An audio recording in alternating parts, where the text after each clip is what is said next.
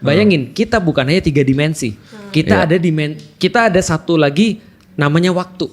Berarti ada time, ada space. Time and space ya. Gitu kan ya. Nah, bayangin Allah jelasin kepada kita bahwasanya Dia Maha Tahu. Contoh kayak gini. Kok berubah-berubah terus sih kata orang 2 dimensi tadi? Lu tahu gak sih bentuk handphone kayak apa? Gue tahu bentuk handphone kayak apa. Kok berubah-berubah terus sih? Yang fix dong kayak apa? Ini fix dari tadi gak berubah-berubah nih. Tapi mereka bilang gak berubah-berubah dari tadi. Nah, lu bayangin Allah mau ngasih tahu dia Maha Tahu. Di titik satu lagi dia mau ngasih tahu dia, pengetahuanku yang Maha Tahu tidak menjadikan Anda tidak punya kuasa untuk memilih. Karena aku juga ngasih kepada kalian kuasa untuk memilih. Tapi karena kalian tidak tahu ujungnya seperti apa, jadi jangan sok tahu. Beramalah, itu kata Rasul. Gue kira itu ini mulai ke arah kalau teori-teori dunia ya, quantum physics. Ya. Apa multiverse gitu misalnya. Betul banget. Di satu set time of space memang sudah ditentukan outputnya begitu. Tapi ada para lain yang kita nggak paham bisa jadi kayak gitu.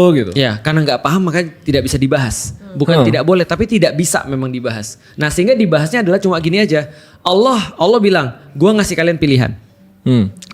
Wahadainahu najdain. Kami kasih kalian pilihan ya. Oke, kalian mau berbuat baik, nanti kalian akan dipermudah menuju jalan kebaikan. Kalau kalian berbuat buruk, akan dipermudah menuju jalan keburukan. Itu aja yang perlu aku kasih tahu. Dan dia bilang, dan aku Maha Tahu. Tapi kemahatauanku itu adalah konsekuensi karena aku adalah God. Berarti tidak ada konsekuensi selain daripada aku lebih tahu, atau bukan aku lebih tahu, aku Maha Tahu. Kata Allah begitu. Tapi konsekuensi aku sebagai Tuhan itu tidak menjadikan kalian nggak punya pilihan dalam perkara-perkara yang kalian bisa pilih. Nah, kalau kita nggak bisa comprehend, wajar karena kita makhluk 3 dimensi. Iya. Itu gue ngerti sih. Oke, akhirnya terjawab pertanyaannya. Tapi aku yakin lu masih nggak ngerti. Iya. Dari pertama pas jelasin 2 dimensi 3 dimensi aja kayaknya konteksnya belum dapet. Iya. Maksudnya itu kita tuh hanya makhluk 2 dimensi yang berusaha mengerti Bukan, 3 Bukan. dimensi. Kalau kita Tadi jelasin itu ke analogi. makhluk 2 dimensi aja sesusah itu, apalagi Allah jelasin ke kita. Artinya kita nggak akan bisa comprehend. Bener. Kita sih udah jelas banget handphone bentuknya Intinya kayak gini, gini. Fer. Kita tuh makhluk yang sangat terbatas. Betul. Kita untuk mengerti semua kebesaran Allah tuh kita nggak akan mampu Iya. mau dijelasin kayak apapun. Makanya akhirnya Allah jangan sederhanain. Lantas makanya kan sekarang pemahaman manusia adalah apa yang sudah diwahyukan. Iya, kan? benar. Yang memang udah dipilih. Bisa, yaitu di Al-Quran. Betul. Kalau misalnya ketidakadilan Allah itu kan tadi topik lo kan. Yang dilahirkan miskin, yang dilahirkan kaya, sipit dan lain-lain. Apa yang menentukan itu, apa cuma random aja?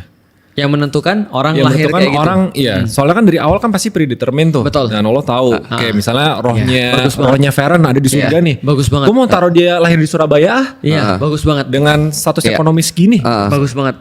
Bagus banget. Jadi gini, aku coba lanjutin tadi pembahasannya ya.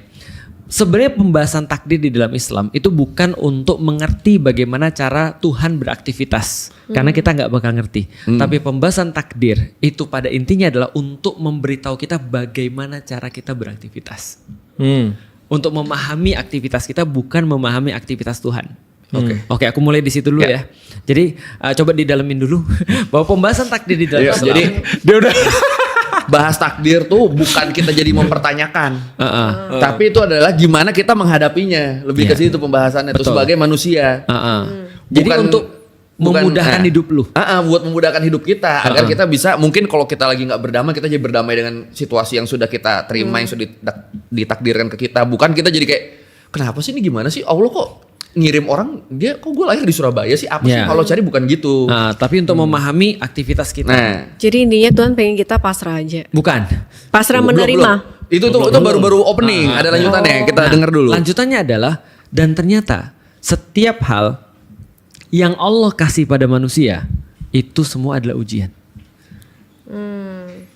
Contoh ya, kaya itu bukan privilege, tapi itu ujian. Miskin itu bukan privilege, itu ujian. Pinter itu bukan privilege, itu ujian. Bodoh itu bukan privilege, itu juga ujian. Berarti yang masalah bukan kaya miskin atau cakep atau tidak cakep, atau bodoh atau pintar, tapi bagaimana cara kita menyikapi itu. Dari titik itu maka semua orang yang lahir dimanapun itu adalah ujian. Orang lahir dalam keadaan ras apapun itu adalah ujian.